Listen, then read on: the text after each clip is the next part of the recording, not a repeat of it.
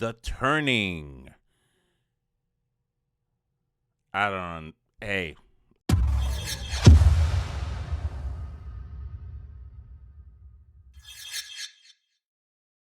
The Turning was directed by Floria Sigismondi.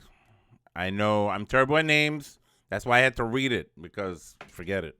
This movie, I saw it this weekend. This was its opening weekend, and I'm like, uh, here's the story. Here's what it's about. I can't. I'm trying to really wrap my head around it. It's about this lady who stops her job as a teacher to take on a job as a governess in a mansion to care after this 7-year-old girl who is apparently traumatized from the death of her parents, which she witnessed firsthand, right? And there's an old lady there, and I already forgot the old lady's name. This movie's very forgetful, just in general. I think some of it's me, but the rest of it is definitely the fact that this movie is forgetful. You know, her older brother also comes home from a boarding school, which she finds out later he did some naughty things.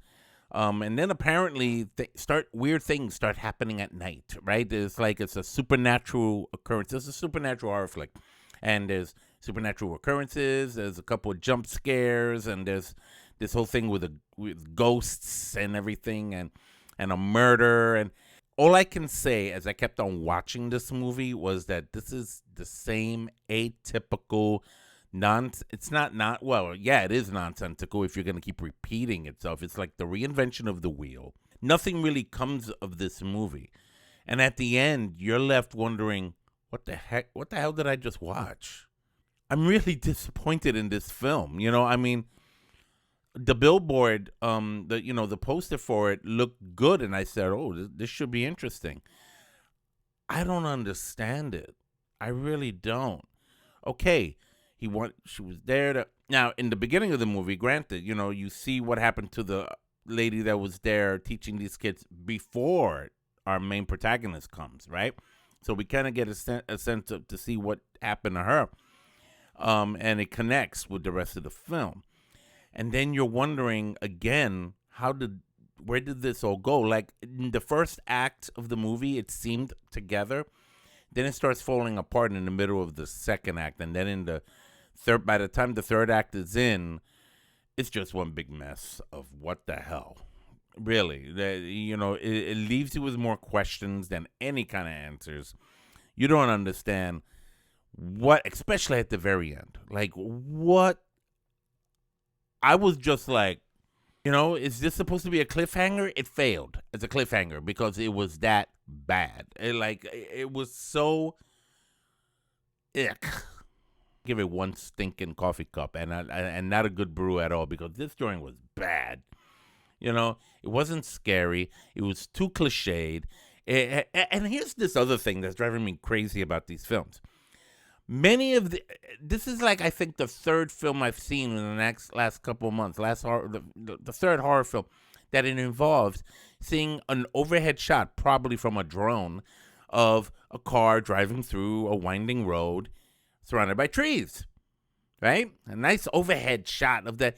And it's like, how many horror movies are they going to keep showing that?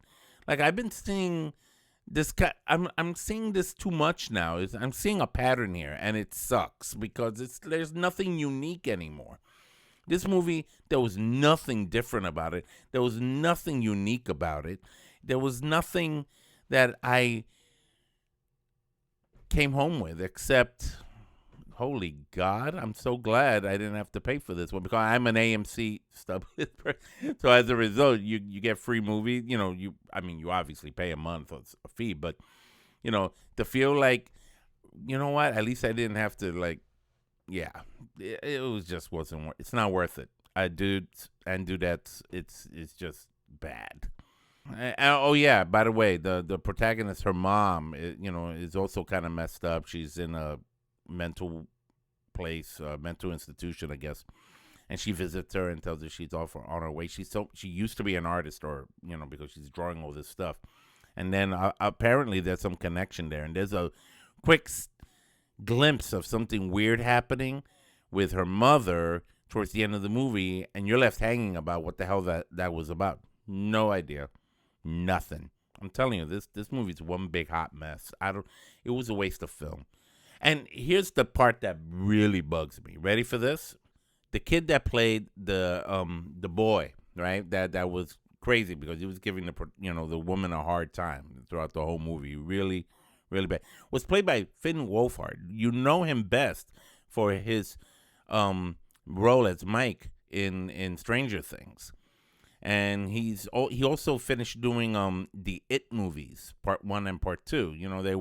He was in both of those.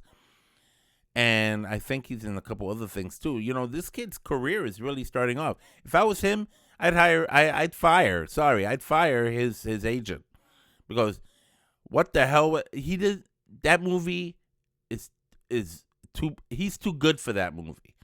He acted good in it, right? Because he's a good actor. He was great in his role, but the movie was beneath him. Dude, the movie was beneath you. You do better than that. You do much better than that. I don't know who talked you into making that particular flick. Don't do that again, please. Come on. You're a good actor, man. You're up and rising. You're doing so well. You don't need a movie like that. Oh God, I'm telling you, in about a year from now, that movie's gonna be in a $2 DVD bin in 7-Eleven. So, what are your thoughts about The Turning? Did you see it? Did you like it?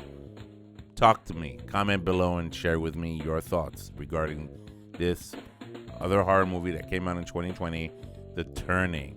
And don't forget to subscribe, and please tap on that bell for future notifications. This is Ralph Perez from Strange Planet. Take care.